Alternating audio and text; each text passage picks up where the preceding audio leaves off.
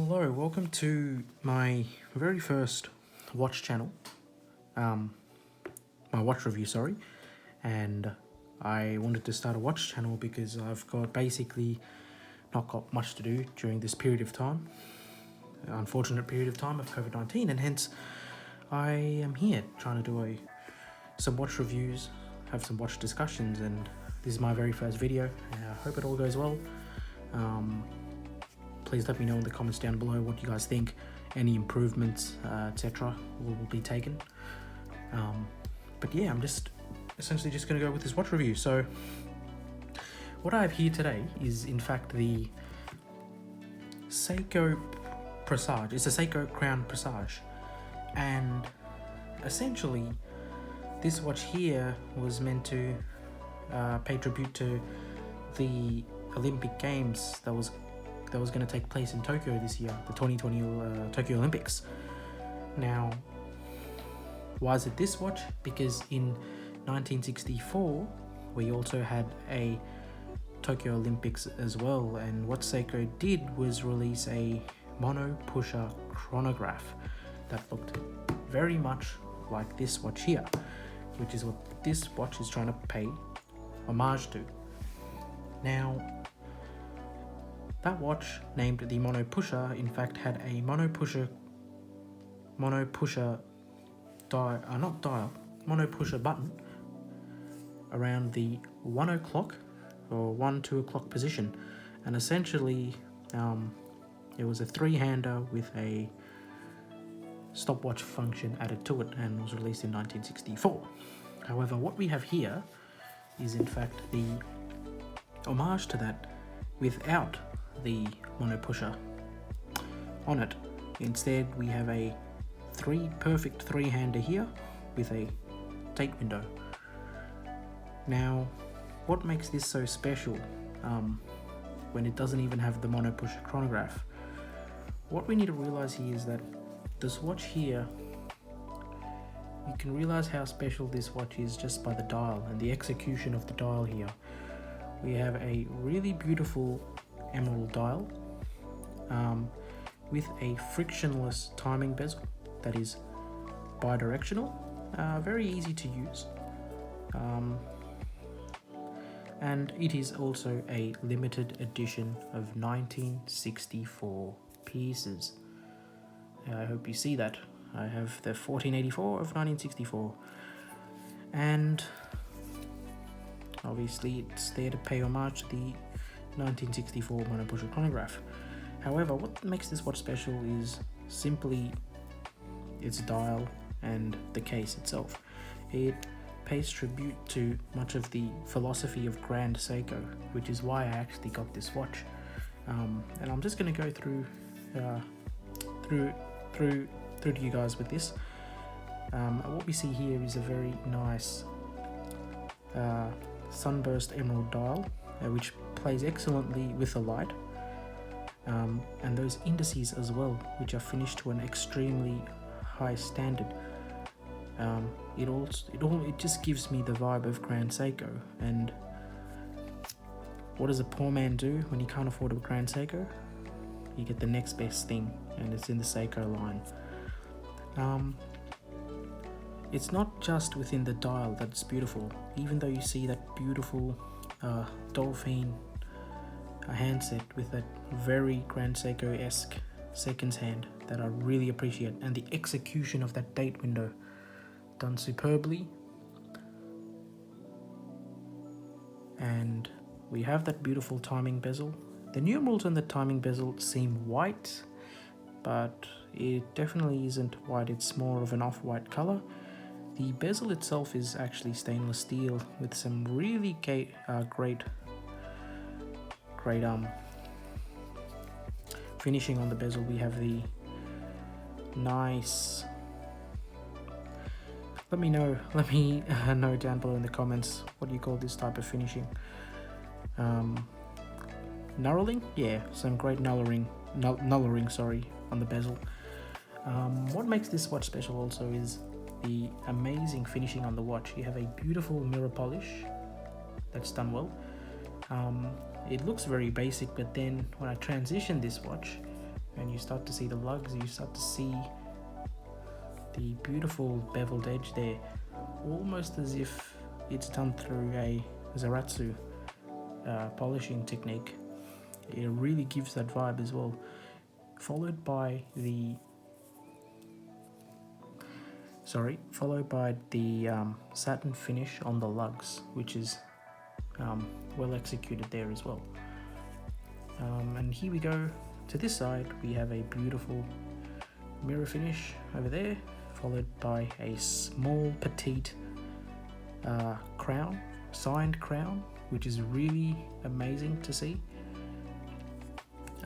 with Seikos, because you know, in the prospects line, especially sub 2000, you don't get to see the signed crown, and being able to see it here is very delightful. And then followed by a very simple high polish case back with limited edition, made in Japan, 10 bar water resistant, by the way, so it is 100 meters of water resistant. You can definitely go swimming with this guy here. Inside here we have the 6R35 movement, and that is a 3 Hertz movement, and essentially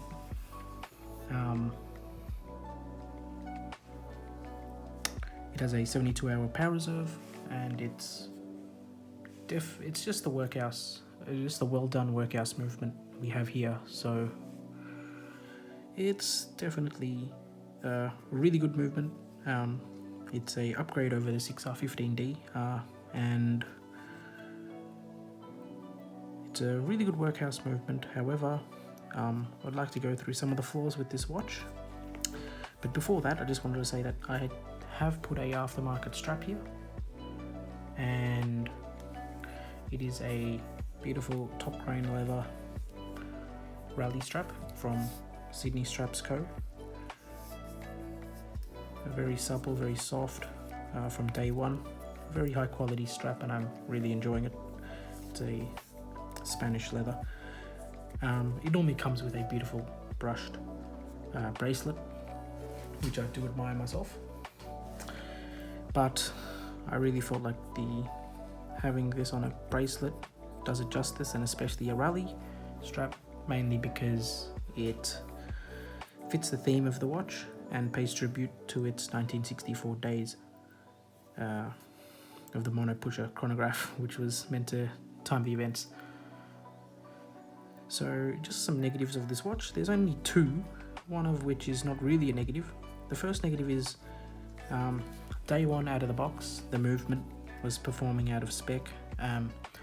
Typically speaking, the movement should run within plus 25 seconds a day, plus 25 minus 15 seconds a day. However, this guy over here was running at plus 30 seconds a day.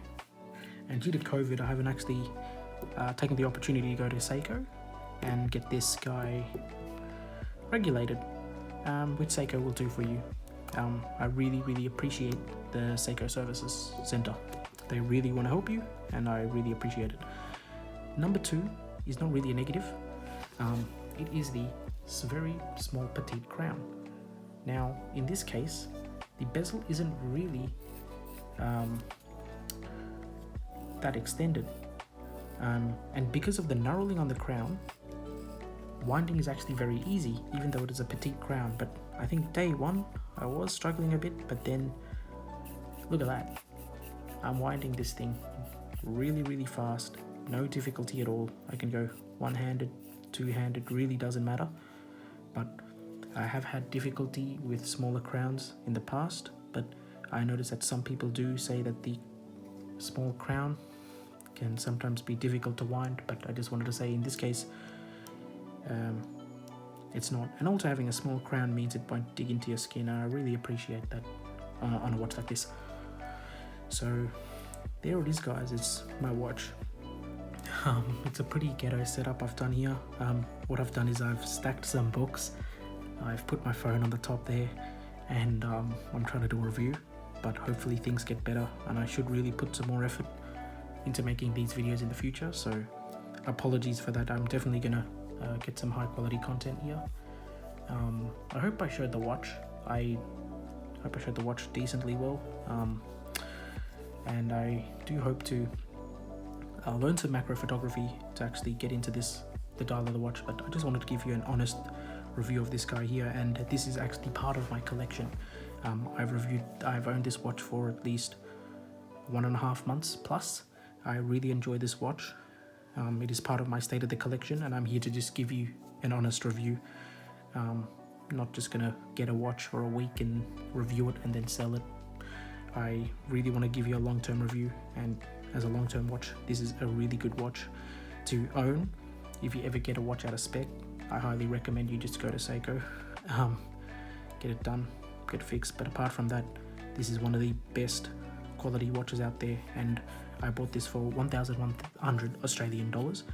I think this watch boasts value more than that, and I really appreciate it. Being a limited edition as well, it means it'll hold the value better in the long term. I really like the vintage reissue that Seiko has done here. I really like the case back being that simple, how it would have been done back in 1964. Yes, it's a bummer that you don't get the mono pusher chronograph. However, that would just add to the cost. I would have expected the watch to be at least 2,000 to 3,000 Australian dollars. And to be honest, I think it would have been a great buy at that price as well. Finishing on this watch is amazing. It's superb. I've compared this to many of the Swiss watches in my collection as well. Currently wearing the Rado Captain Cook, which is a very not so similar watch, but has some similar execution to this Seiko over here.